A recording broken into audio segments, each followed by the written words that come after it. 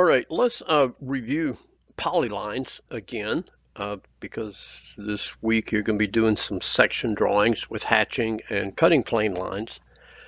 And we use a polyline to create the cutting plane line. And so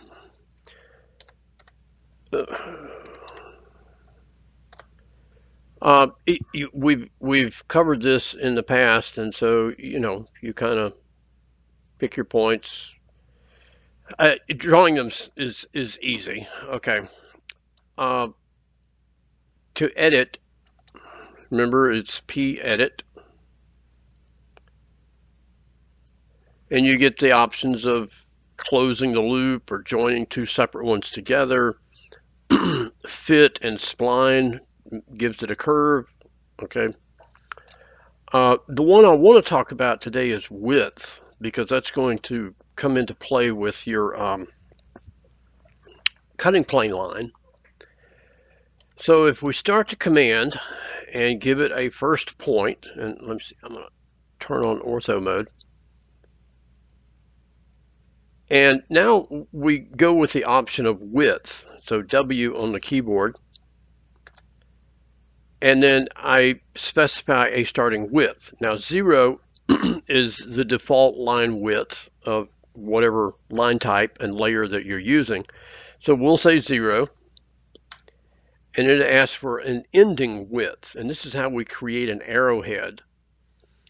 And I don't remember off the top of my head the sizes that we're using for the cutting plane. That's in a separate video where you do the actual assignment. But I'm going to say an eighth of an inch, so I'm going to say 0.12 for the ending width.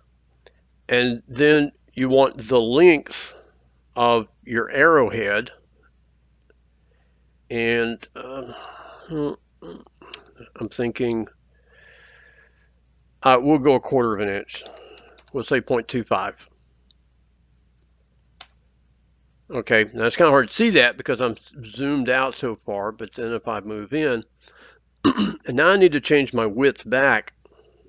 So I go width W again and make it 0, and the ending width of 0, and then the length of my line. Okay, and it depends on the drawing that you're going to do, but I'm going to say 1. Okay, and then we would draw the cutting plane line, however long that needs to be. And in the video on the cutting plane line, you go through this process and then you draw the line back across. One thing you can do is draw this part of it. That doesn't have to be quite as long. And then we want to mirror, we can mirror that or copy if you draw just this one particular line down. So let's mirror it, okay? First point of mirror line will be here. Erase source object, no. Okay, and so now what we would do is we would join these together. So we'll go P edit, and we'll go join, and then select both of them, enter, and then escape to end that command. And so there we've created, I find it a little bit easier just to do the width and arrowhead one time, and then copy or mirror to get that. Now, in the video about drawing these, of course, this will be on the cutting plane layer, so it has a different line type. And we covered polylines pretty well in a previous video, so I'm not going to, beat that one to death. Next, it's going to be hatching. And what I've done is I've created some shapes here. This one is just a series of lines. This one's a polygon with a circle in it, and this one is a polyline. Now let me change over my layer to the hatch layer. And the hatch command is right here. Okay, or we could type hatch on the keyboard. If you hit the pull down, you see the options. We've got a gradient and then a boundary. Well, a gradient will be just that. It'll be one color on one edge fading to a different color on the other side. It's unusual that you're going to use that in mechanical drafting anyway. It's there, but it's unusual to use it. Where I have used it in the past, uh, at one of the schools that I previously taught at, we created a map of the school and color coded various rooms and areas. Okay, and so we would use a hatch color to fill that area, but then we'd use gradients to make it look a little more pleasing to the eye. So yeah, you may use it. It's there. It works the same as hatch, but hatch is what we will use mostly. And once you start it, you've got options up here. You pick points. You can either pick the boundary objects or you can click inside the object. Okay. So the default right now is to pick internal points. And one of the issues I've run into in the past several times is if you do not have a closed boundary, it makes it difficult to pick an internal point. Um, and that sounds simple, but if you've got a rather large drawing and you're trying to hatch areas within it, sometimes it gets a little difficult, a little confusing. Okay, so we'll do this one. We'll pick internal point. Okay, and you can see it highlights that for you. Well, we have a pattern, and if we hit the pull down up here, right now it's the default is the ANSI 31, which is the default material hatch for sections. But you have these different styles, 32, 33, 34, and they're numbered in AutoCAD because there's a standard that goes along with them. And these are representations of different material types. So this is typically just generic or cast iron. This one would be steel. And then you've got brass, titanium, different metals, aluminum, different metals will have a different pattern. And so you would have to change that. If you look down here, you've also got some architectural ones that are called ARs. So we've got bricks and blocks, concrete, herringbone, pavers, parquet flooring, roofing, shakes, sand. You can look through these. And you've got generic materials. You come down here, these are your gradients, okay? And you've got more generic materials and sizes and different things. And you get down to these, the ACAD ISO, these are metrics. And so those are what would be used in a metric drawing. And you can see they look solid because they're metric and we're in an inch drawing. All right, so let me just stick with this one. These are colors and patterns and things like that. Transparency, you can change the transparency of it should you need to kind of fade in and out. Most of the time we'll leave it set at 0 so it's fully visible. The angle, we can change the angle of the lines, and we would do this when if we have an assembly section drawing, multiple parts put together, and we hatch the parts. Well, each part hatch should be at a different angle, so they do not appear to be one solid part when it's multiple parts. And the angles should never be parallel to the edge of the object. So in a case of this one, you would not make your hatch pattern vertical nor horizontal. Okay. In a case like this one, you would not want your lines parallel to the side like it's showing now. We would want to change that. So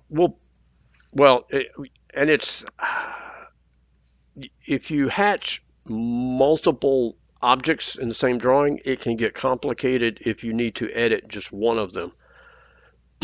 So I would recommend hatching individual objects instead of multiple objects in one command. Okay. The scale adjusts the width of the patterns, and you can leave it at 1 to start with, but then you need to look at it in paper space so that you can see what the spacing should be. And in the textbook, I think I referenced it in Blackboard, the page number for these hatch patterns. If not, we will definitely cover that in the 1107 class for sure. But for this generic one, ANSI 31, these lines should be about 1/8 of an inch apart in paper space. Here's where you would change that scale. So if I take it up to say 3, you can see it spaces them out. If I pull it down to 0.5, it puts them closer together. So we'll leave it at 1 for right now. Okay, so associative works just like with dimensions, means it is tied to the boundary that you have selected. And if you change the boundary, it will change the hatch. Most of the time you'll leave this turned on. Sometimes you may want to turn it off. Okay. And then annotative works the same way with the dimensions in the text, depending upon the scale of your drawing, and it will do that. Now we have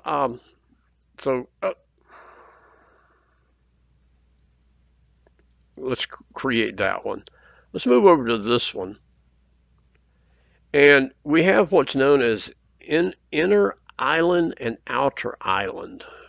And so here, if I wanted to hatch this, it's picking up an inner island. Okay, so it's not hatching that area. Because outer island is, fairly normal for the outside edge of that thing. Oh, and here's another example of how we would want to rotate the angle so that it's not parallel to the side. So let's go with 10 degrees. Well, that didn't help much. Oh, I thought I was in the box there.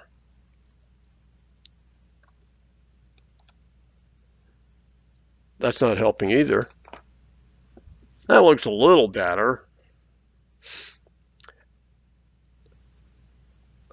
Well, and I drew a 7-sided polygon, so that makes it a little bit more difficult, huh?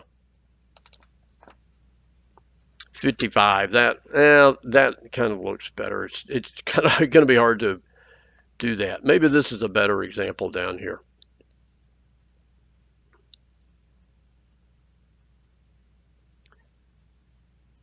And so let's change that over. Oh, come on. Okay, so I changed it to 15, and that angled it a bit. 20 looks even better. Okay. And then, once you've created a hatch, you can always double click it and go back in and edit the type or these kinds of things. Okay. One of the options, if the internal pick points does not work, you can select the boundary. Okay. So if I start that command, you can see my options down in the command line. I can select objects and do that, and then I can pick the lines that I want to use. Okay, if they're not a closed loop, if you will. Now let's look over in paper space and find these things. And if I set my scale at 1 to 1, we'll look at that one. Okay, so I'm at a 1 to 1 scale. Let me close that. And then the best way to measure these things is actually use a dimension command. You can use the measure tool here. I find that a little more difficult to use because it wants to measure the length. It's not working in paper space. So I'll go within a line dimension. I'm going to turn my snaps off.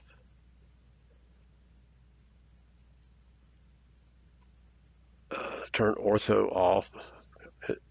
And what I'm doing is I'm just visually going perpendicular because I want to see. Okay, so that's at about 1/8 of an inch. Okay, 0.126. Okay, so that's the correct scale. If I were doing this drawing at we'll say a 1:2 scale. Well, now I need to scale my hatch pattern because these are 1/16 of an inch apart. So if I go back into model space and select my hatch and change my scale to 2, come back to paper space and kind of measure that again. So now I'm up to about 0.12 of an inch. Okay. All right. So that hatch that pretty much covers hatch. One of the things that you can do, and we've not talked about this, I don't think much. Um,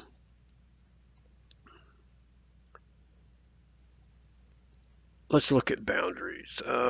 Display boundary objects. That keeps your original object turned on. If you turn that off, there's your boundary. You're not going to use those very much, okay?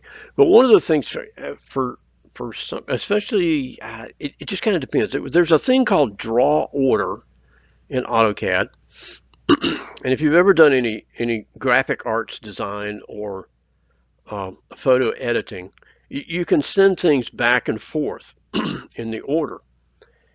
Um, and when I'm grading your work, I do this oftentimes. I'll copy my master on top of your drawing, and then I can send one of them backwards and one of them forward so that what displays on top. So let me put another line across here just so you can kind of see what we're talking about here. So if I were to select, let's select the hatch, and I right click and I go draw order, and I can bring it to the front.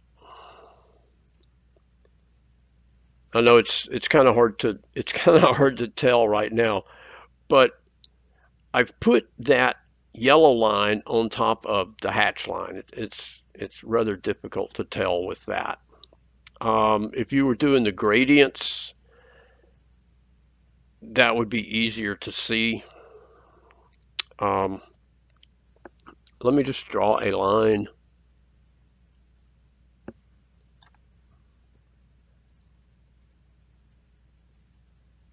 across there. And this will be easier to see because right now the yellow line is on top, but if I go draw order and bring the red to the front, now you can see that the red is on top of the yellow. But now when you print, that yellow line is still there under the red one. So it's not a quick and easy way to get out of having two lines in the same place, because when you print it, it will still print that yellow line under the red line. But that is another tool that you've got to be able to use. I think that pretty well covers hatching. And so the lessons that you've got this week on doing the section drawing has some more videos on what you're actually going to do. And so that covers those things. If you've got questions, all right, send us an email or come see us, okay?